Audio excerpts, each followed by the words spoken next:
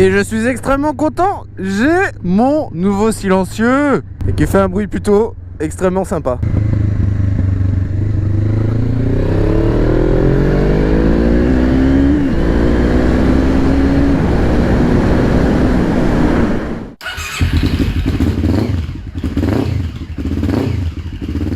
Bon, maintenant direction Haguenau. Parce que ça marche plus. Donc il faut que je le change.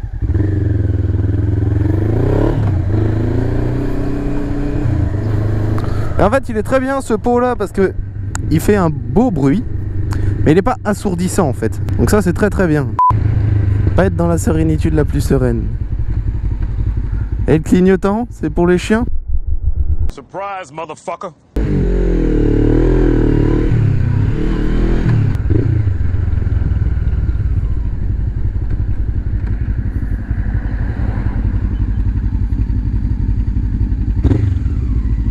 Le téléphone.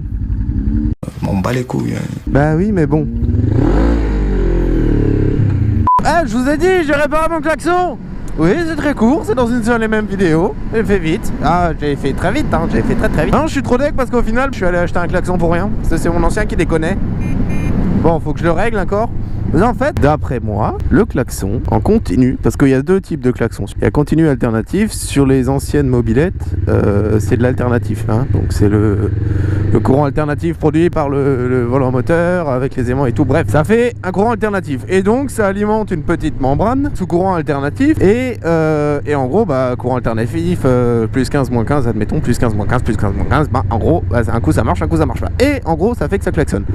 Donc techniquement, plus tu roules vite, plus ton klaxon il est fort. Voilà, ça c'est fait. Le klaxon continu, d'après ce que j'ai pu comprendre, c'est un petit peu différent.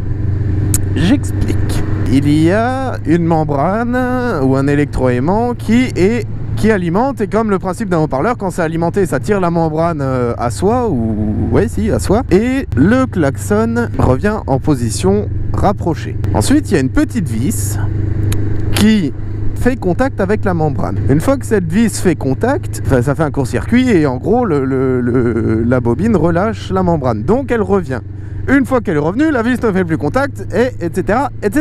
Donc du coup, pour régler ce klaxon, il y a cette petite vis qu'il faut régler, avancer ou reculer. Mais c'est hyper précis, quoi. C'est genre pas 2 tours, c'est un huitième, un quart, voire un huitième de tour, quoi. C'est très précis. Et en gros, c'était juste ça. Bon, je l'ai dégrippé, j'ai foutu une petite dose de WD-40 dedans et tout, machin.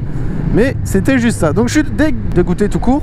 Parce qu'en fait, du coup, déjà, j'ai acheté un nouveau klaxon. Bon, ça m'a rien coûté. Si jamais il y en a qui veulent un klaxon, vous me dites, je vous l'envoie. Hein. Vous me payez les frais de port, je vous l'envoie, c'est gratuit.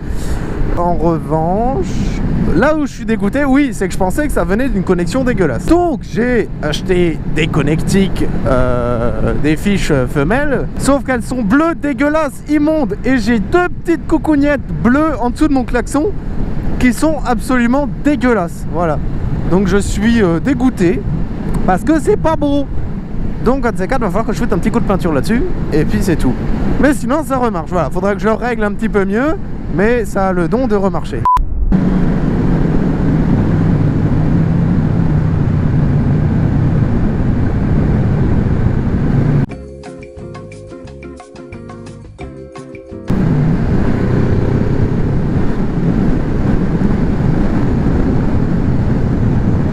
Coucou.